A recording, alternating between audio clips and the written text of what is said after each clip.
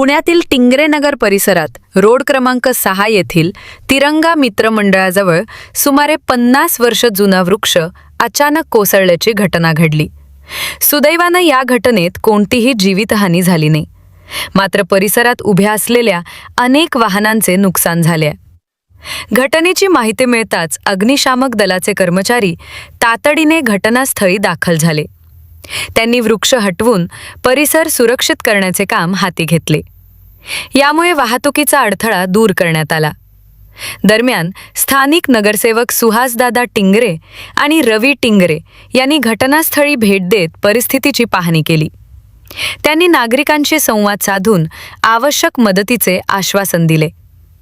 या घटनेनंतर परिसरातील नागरिकांनी प्रशासनाकडे धोकादायक व जुने वृक्षांचे सर्वेक्षण करून वेळेत छाटणी व अन्य प्रतिबंधात्मक उपाययोजना करण्याची मागणी केली आहे। नागरिकांच्या मते अशा वृक्षांमुळे पावसाळ्यात अपघातांचा धोका वाढू शकतो।